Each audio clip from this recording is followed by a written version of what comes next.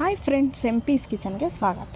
ನಾವು ಇವತ್ತು ಮಾಡುತ್ತಿರುವ ರೆಸಿಪಿ ಮದುವೆ ಮನೆ ಶೈಲಿಯಲ್ಲಿ ಕೋಸಿನ ಪಲ್ಯ. ಹಾಗಿದ್ರೆ ನಮ್ಮ ವಿಡಿಯೋ ನೋಡೋದಕ್ಕಿಂತ ಮುಂಚೆ ಪ್ಲೀಸ್ ನಮ್ಮ ಚಾನಲ್ನ ಸಬ್ಸ್ಕ್ರೈಬ್ ಮಾಡಿ, ಸಪೋರ್ಟ್ ಮಾಡಿ, ಲೈಕ್ ಮಾಡಿ, ಶೇರ್ ಮಾಡಿ, ಪಕ್ಕದಲ್ಲೇ ಕಾಣೋ ಬೆಲ್ ಲೈಕ್ ಮೇಲೆ ಕ್ಲಿಕ್ ಮಾಡಿ. ಹಾಗಿದ್ರೆ ಕೋಸು ಪಲ್ಯ ಮಾಡೋ ವಿಧಾನ ಹೇಗೆ ಅಂತ ನೋಡೋಣ ಬನ್ನಿ. ನಾನು ಇಲ್ಲಿ ಒಂದು 1/4 kg ಕೋಸು ತೊಗೊಂಡಿದ್ದೀನಿ.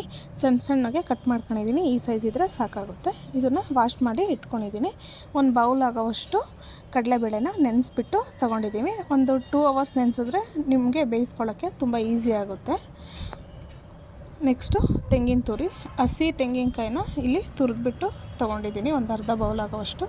2 ಈರುಳ್ಳಿನ ಸಣ್ಣಗೆ ಕಟ್ ಮಾಡಿ ಇಟ್ಕೊಂಡಿದ್ದೀನಿ. ಖಾರಕ್ಕೆ ಹಸಿಮೆಣ್ಸಿನ್ಕಾಯಿ ಮಧ್ಯಕ್ಕೆ ಓಪನ್ ಮಾಡಿಬಿಟ್ಟು ಇಟ್ಕೊಂಡಿದ್ದೀನಿ. ನೆಕ್ಸ್ಟು ಒಣಮೆಣ್ಸಿನ್ಕಾಯಿ, ಇದು ಒಗ್ಗರಣೆಗೆ ಒಂದು 3ನ ತಗೊಂಡಿದ್ದೀನಿ. ಮತ್ತು ಒಂದು ಅರ್ಧ ಟೇಬಲ್ ಸ್ಪೂನ್ ಆಗೋಷ್ಟು ಸಾಸಿವೆ, ಜೀರಿಗೆ, ಕೊತ್ತಂಬರಿ ಸೊಪ್ಪು, ಟರ್ಮರಿಕ್ ಪೌಡರು, ರುಚಿಗೆ ತಕ್ಕಷ್ಟು ಉಪ್ಪು, ಒಗ್ಗರಣೆಗೆ ಎಣ್ಣೆ. ಇಲ್ಲಿ ನಾನು ಒಂದು ಕುಕ್ಕರ್ ತೊಗೊಂಡಿದ್ದೀನಿ. ಕುಕ್ಕರ್ಗೆ ತೊಳೆದಿಟ್ಕೊಂಡಿರೋ ಅಂಥ ಕಡಲೆಬೇಳೆನ ಸೇರಿಸ್ಕೊತಾ ಇದ್ದೀನಿ.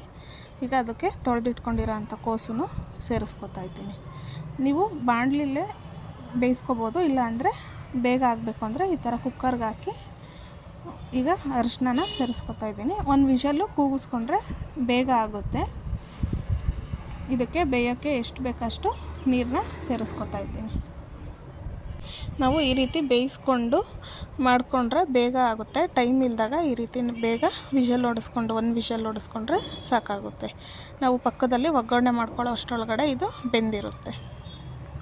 ನೆಕ್ಸ್ಟು ಒಂದು ಕಡಾಯಿ ತೊಗೊಂಡಿದ್ದೀನಿ. ಕಡಾಯಿ ಬಿಸಿಯಾಗಿದೆ. ಅದಕ್ಕೆ ಒಂದು 3ರಿಂದ 4 ಟೇಬಲ್ ಸ್ಪೂನ್ ಆಗೋಷ್ಟು ಆಯಿಲ್ನ ಸೇರಿಸ್ಕೊತಾ ಇದ್ದೀನಿ.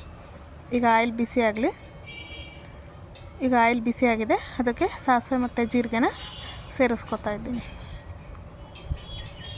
ಈಗ ಸಾಸಿವೆ ಜೀರಿಗೆ ಎಲ್ಲ ಸಿಡಿದಿದೆ. ಅದಕ್ಕೆ ಕಟ್ ಮಾಡಿ ಇಟ್ಕೊಂಡಿರೋ ಅಂಥ ಈರುಳ್ಳಿ ಮತ್ತು ಕರಿಬೇವಿನ ಸೊಪ್ಪನ್ನ ಸೇರಿಸ್ಕೊತಾ ಇದ್ದೀನಿ. ಈಗ ಇದನ್ನು ಒಂದು ಸರ್ತಿ ಫ್ರೈ ಮಾಡ್ಕೊಳ್ಳೋಣ. ಈರುಳ್ಳಿ ಹಸಿ ವಾಸನೆ ಹೋಗಿ ಒಂದು 50% ಬೆಂದರೆ ಸಾಕಾಗುತ್ತೆ. ಜಾಸ್ತಿ ಬೇಯೋ ಅಂಥ ಅವಶ್ಯಕತೆ ಇಲ್ಲ. ಇದನ್ನು ನಾವು ರೈಸ್ ಜೊತೆ ಸೈಡ್ ಡಿಶ್ ಆಗೂ ತಿನ್ಕೋಬೋದು ಮಧ್ಯಾಹ್ನಕ್ಕೆ. ಈಗ ಇದು ಸ್ವಲ್ಪ ಟ್ರಾನ್ಸ್ಪರೆಂಟ್ ಆಗಿದೆ. ಇದಕ್ಕೆ ಖಾರಕ್ಕೆ ತಕ್ಕಷ್ಟು ಹಸಿಮೆಣ್ಸಿಕಾಯಿನ ಮಧ್ಯಕ್ಕೆ ಓಪನ್ ಮಾಡಿ ಹಾಕೋತಾ ಇದ್ದೀನಿ. ಹಾಗೆ ಒಣಮೆಣ್ಸಿಕಾಯಿನೂ ಮುರಿದ್ಬಿಟ್ಟು ಸೇರಿಸ್ಕೊತಾ ಇದ್ದೀನಿ. ಈಗ ಇದನ್ನು ಚೆನ್ನಾಗಿ ಫ್ರೈ ಮಾಡ್ಕೊಳ್ಳೋಣ. ಇದು ಒಂದು 2 ಮಿನಿಟ್ಸು ಫ್ರೈ ಆದರೆ ಸಾಕಾಗುತ್ತೆ. ಈಗ 2 ಮಿನಿಟ್ಸ್ ಆಗಿದೆ ನೋಡಿ. ಇದು 50% ಬಾಯ್ಲ್ಡ್ ಆಗಿದೆ. ಇದನ್ನು ಒಂದು ಸರ್ತಿ ಮಿಕ್ಸ್ ಮಾಡ್ಕೊಳ್ಳೋಣ. ಈಗ ಇದೆಲ್ಲ ಮಿಕ್ಸ್ ಆಗಿದೆ. ನಾವು ತುಂಬ ಈಸಿಯಾಗಿ ಮಾಡೋದು ಹೇಗೆ ಅಂತ ತೋರಿಸ್ಕೊಡ್ತಾ ಇದ್ದೀನಿ.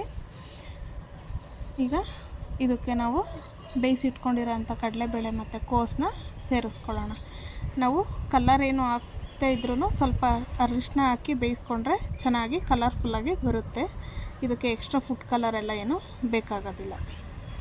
ಈಸಿಯಾಗಿ ಹೇಗೆ ಮಾಡ್ಕೊಳ್ಳೋದಂತ ತೋರಿಸ್ತಾ ಇರೋದು ನಾನು. ಈಗ ಇದಕ್ಕೆ ರುಚಿಗೆ ತಕ್ಕಷ್ಟು ಉಪ್ಪು ಸೇರಿಸ್ಕೊತಾ ಇದ್ದೀವಿ. ನಾವು ಬೇಯಿಸ್ಕೋಬೇಕಾದ್ರೆ ಉಪ್ಪೇನೂ ಹಾಕಿಲ್ಲ. ಈಗ ಸೇರಿಸ್ಕೊತಾ ಇದ್ದೀನಿ. ಈಗ ಇದನ್ನೆಲ್ಲ ಚೆನ್ನಾಗಿ ಮಿಕ್ಸ್ ಮಾಡ್ಕೊಳ್ಳೋಣ. ಎಲ್ಲದಕ್ಕೂ ಉಪ್ಪು ಹೊಂದಬೇಕು, ಆ ರೀತಿ ಮಿಕ್ಸ್ ಮಾಡ್ಕೊಳ್ಳೋಣ. ಇದನ್ನು ನೀವು ಚಪಾತಿಗೆ ಮತ್ತು ದೋಸೆಗೆ, ರೊಟ್ಟಿಗೆಲ್ಲನೂ ತಿನ್ಕೋಬೋದು. ಇಲ್ಲಾಂದರೆ ಮಧ್ಯಾಹ್ನ ಊಟಕ್ಕೆ ಇಲ್ಲ ನೈಟ್ ಊಟಕ್ಕೆ ಸೈಡ್ ಡಿಶ್ ಆಗಾದ್ರೂ ಮಾಡ್ಕೋಬೋದು. ಮದುವೆ ಮನೆಯಲ್ಲೆಲ್ಲ ಕೊಡ್ತಾರಲ್ಲ, ಅದೇ ಟೇಸ್ಟ್ ಬರುತ್ತೆ. ತುಂಬ ಚೆನ್ನಾಗಿರುತ್ತೆ. ಈಗ ಇದೆಲ್ಲ ಚೆನ್ನಾಗಿ ಮಿಕ್ಸ್ ಆಗಿದೆ. ಈಗ ಇದಕ್ಕೆ ನಾವು ತುರಿದಿರೋ ಅಂಥ ತೆಂಗಿನಕಾಯಿನ ಸೇರಿಸ್ಕೊಳ್ಳೋಣ. ಇವಾಗಲೇ ನಾನು ಕೊತ್ತಂಬರಿ ಸೊಪ್ಪನ್ನು ಸೇರಿಸ್ಕೊತಾ ಇದ್ದೀನಿ. ಈಗ ಇದನ್ನೆಲ್ಲ ಚೆನ್ನಾಗಿ ಮಿಕ್ಸ್ ಮಾಡ್ಕೊಳ್ಳೋಣ. ಇದು ಮಿಕ್ಸ್ ಮಾಡಿ ಒಂದು 2 ಮಿನಿಟ್ಸು ಹಾಗೆ ಕುಕ್ ಮಾಡ್ಕೊಳ್ಳೋಣ. ಕುಕ್ ಮಾಡಿಕೊಂಡ್ರೆ ಇದು ರೆಡಿ ಆಗುತ್ತೆ. ನೀವು ಒಂದು ಸರಿ ಮನೇಲಿ ಮಾಡಿ ಹೇಗೆ ಬಂತು ಎಂದು ಕಮೆಂಟ್ ಮೂಲಕ ತಿಳಿಸಿ. ಮತ್ತಷ್ಟು ಈಸಿ ರೆಸಿಪಿಗೋಸ್ಕರ ಪೀಸ್ ಕಿಚನ್ನ ಫಾಲೋ ಮಾಡಿ. Thank you for watching. Bye.